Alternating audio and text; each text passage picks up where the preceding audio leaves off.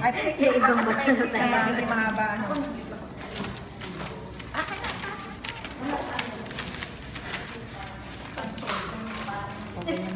So yan po ang pattern ng first project. Na i-ano natin sa i-convert natin sa sports collar. Pero pwede mo lang ito tiklapin ha. Tanggalin mo lang ito pag gamitin mo ulit yung pattern. Ano ba yun? Pasaway. Ha? Nawawala.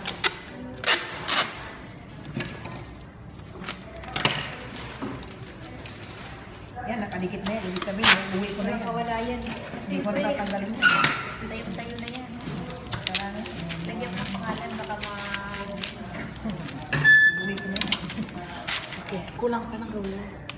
Sino may roller? Anong roller dito? Ayun na, may roller sa basa.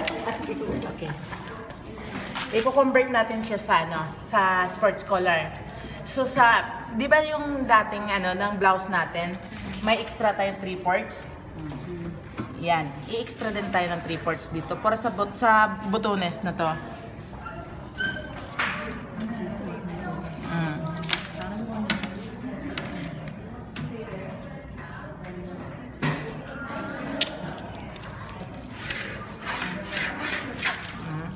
Yan. Sa impar, dito sa impar, maglalabas tayo. Kung dati ang out natin dito is 2 inch. 2 inch ang labas natin dito dati. Ngayon ang labas natin is 3.5. 3.5 siya. Kasi didiretso yung collar. So, i-connect natin siya sa impar. Ito yung impar, no? So, ang length ng blouse natin is ito na. Buo na siya. Ngayon, magdadagdag pa tayo dito for extra. Kulang pa. Isa pa.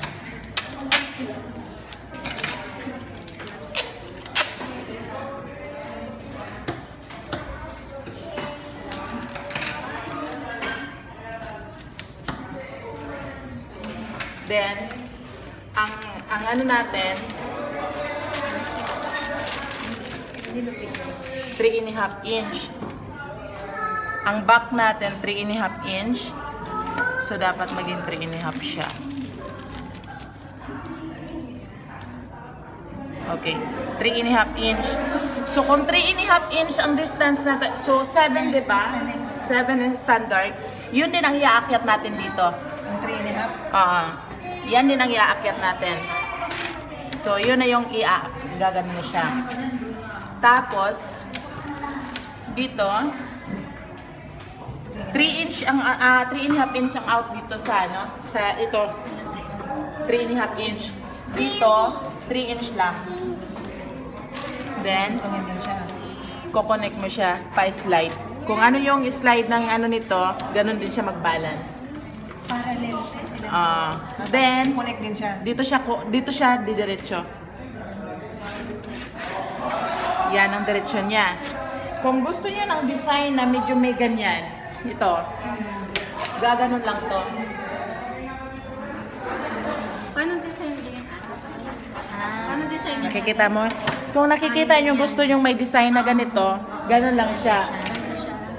Yan, ito na siya. Sukat yun lang basta ilagay, diba? Ang out niya sa base ng doon sa 3/4, 3.5 inch. Pero yung taas, 3 inch lang. Okay. Kasi, tingnan mo to siya pagka isuot na, nakaganyan na yan siya, oh. Yan yung open, oh. Napapansin niyo ba? Pag isusuot na yan, may ganyan na siya, oh. Ito, diretso sa collar sa likod. Napansin niyo? Yan na siya. Diretso siya, kaya siya tinatawag na sports collar kasi connect siya direct sa likod. Yung ano niya. Pag ginamit ang tela niya, full. Dito, mula doon. Ito siya, iba naman to siya na style. Iba naman to siya sa dito. Dito kasi may extra siya dito May extra siya dito. Ito siya, sports collar, continue. Pero ito, sukat nito. Ito, pag tinahin mo to, ano siya sa kung sa 3/4, Sa 3/4 na ano, doon lang siya nag-in. So, pag naguhit mo siya ng paganyan at paganon, ibabawas mo lang 1/4 sa taas, 1.5 sa taas. Kaya pag baliktad mong ganon, yung tabas nito paganyan siya. Tingnan mo tong tabas niyan. Pero ito masyadong taas, di ba? Ito siya banda rito lang. Itong ano na to. Mababa lang siya. Oh, mababa ng konti kasi ito masyadong sakal. Ito naman iba. Maluwag. Oo. Wait siya dito. So magiging ito na. Medyo, kung dati, medyo maluwag-luwag. Ngayon, Pag ginupit ko sa tela, i-flat mo lang siya direct. Kasi i-flat natin. Kasama na to? Lahat Hindi siya. naka-fold yung tela mo. Kasi ano, kung dati, fold ang likod. Ito siya, ano siya sa, bali 2 piraso to. Gugupit. So, may magkaka-pacing ka din dito. Yung pacing mo nito is paganito.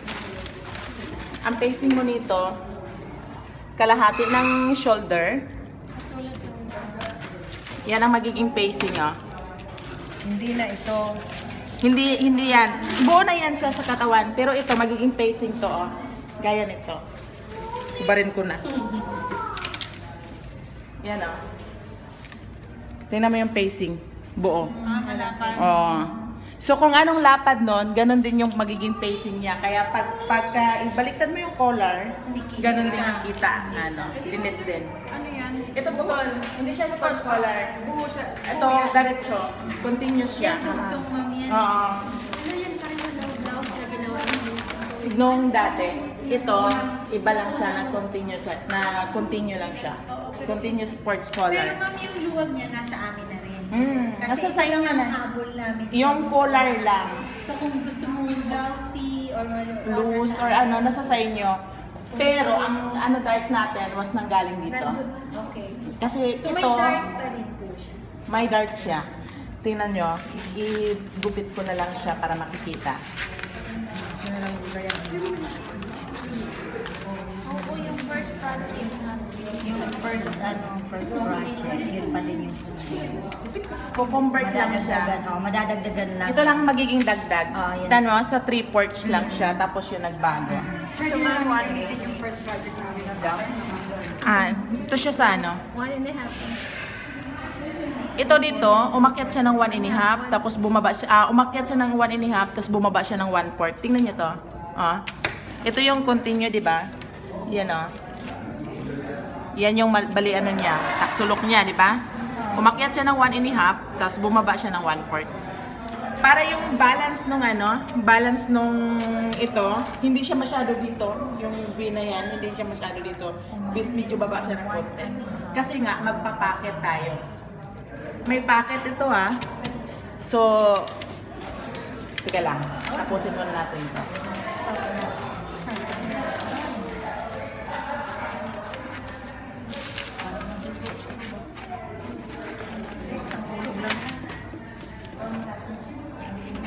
Para lang tong yung nung first project nung basic. Hawig lang to siya. Wala kayong Blouse. Ito yung sa likod, diretso sa likod, yan. Tapos nagiging ganyan na siya. Saan siya banda pag tumama? Yung center. Yan. Then may pocket tayo. labas. Ganon. Yung kumbaga sa Bulacan, kambal tubig. Ay, ganito sa Sino yung Bulacan? tago. Ganito sa loob. Oo. Lalagay sa loob. Ewan, Tinatawag nila yan, kambal tubig. Yan. ewan ko kung magawa. Ito yung magiging packet natin. So, ang packet naman, ito yung figure front. Bababa tayo ng 2 inch sa figure front. 2 inch. Dito sa bandang dart, 2 inch. Dito sa side, 2.5. Medyo pagana ng konti siya.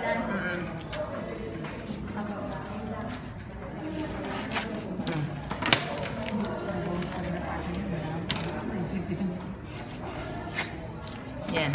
mababasag pati ang dart niya. Tatamaan pala ma'am yung dart. Tatamaan siya. Sa gitna So, pala natin magtatahiin mo na yung dart bago ikat. Ang pagtahi dito, first, kagaya niyan, nandito yung guhit.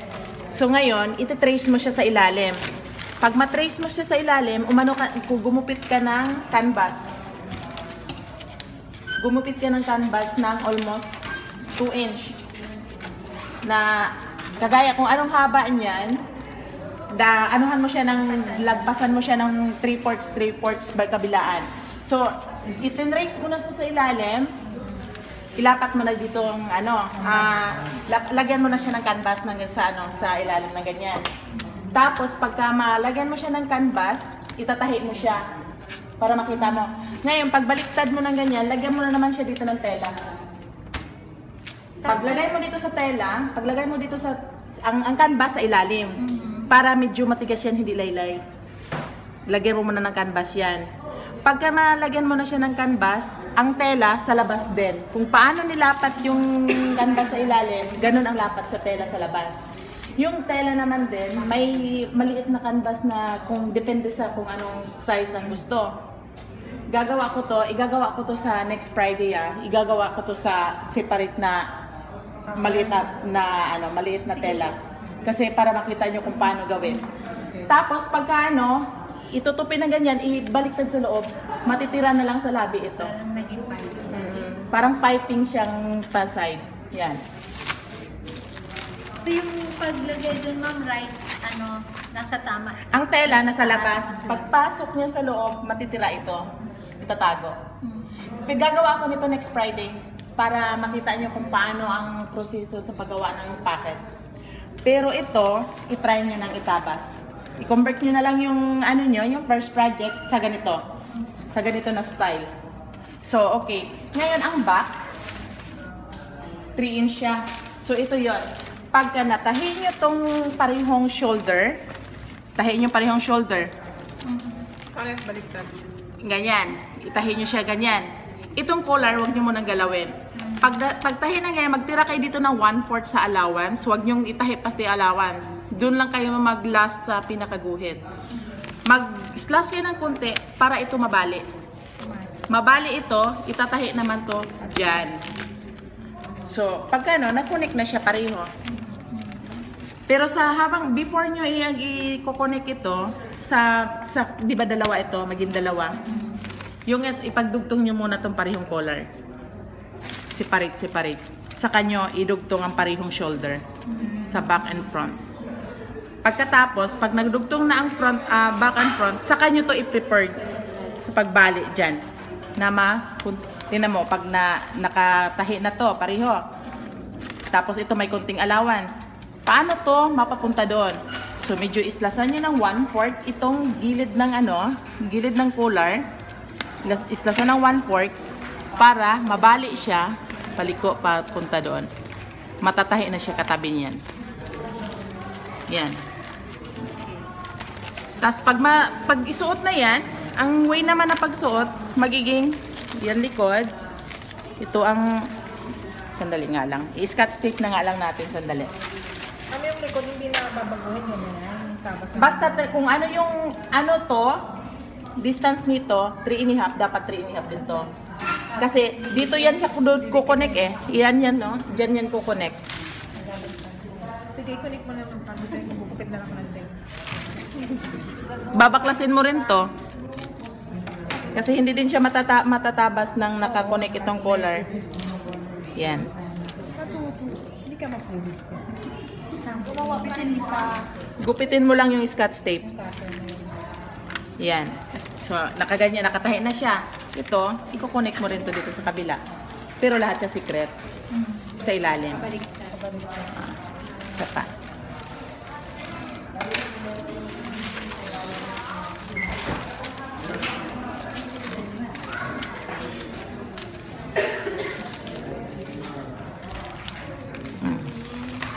Ngayon, nakaganyan na siya. Pag isuot,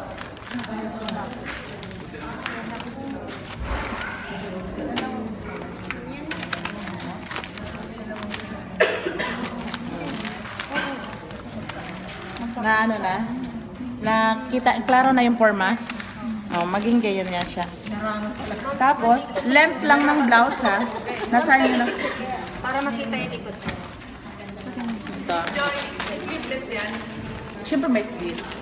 Ganito, oo. Formal. Pwede rin po, pwede pong close din na sa amin. Pwede. Formal siya. Pero kayong kay Bea Alonso, wala siyang sleeve na. Ganito. Ganda nga ng mga ano niya eh. Walang sleeve. Walang sleeve. Kita may? Klaro? Ano Yan. siya? Yung likod. Yung dugtong yan. Siyempre, kaya ano lang yan, papel, kaya hindi pa masyadong na. Yan na siya. Oh. Tingnan yung bali, oh.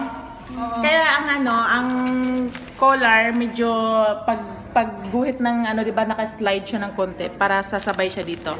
Wag naman din siya masyadong sobra kasi medyo ano siya dito, parang letter L siya dito. Kailangan pagsuot, automatic babali na siya kusa. Gagano na siya kusa lang. Tapos pag didikit yung bot, Ito, both side. Sa kabila, sa bago ikukunik sa neckline.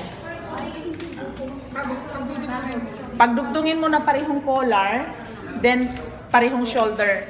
Saka ikukunik yung neck. Okay na. Disconnect. Ano, Ito maging dubli to eh. Tapos ito din maging dubli din to. So, yun ang ano nito. Yun ang purpose. So, magagamit natin ang mga first project. Convert na lang natin yung pattern. So, ito na yung ano, yung ano, sleeve, kagaya pa rin nung mga una. Nasa inyo, habaan o iklian. Ang packet, magdala ako ng sample next Friday para magawa nyo talagang perfect packet. okay na. So, next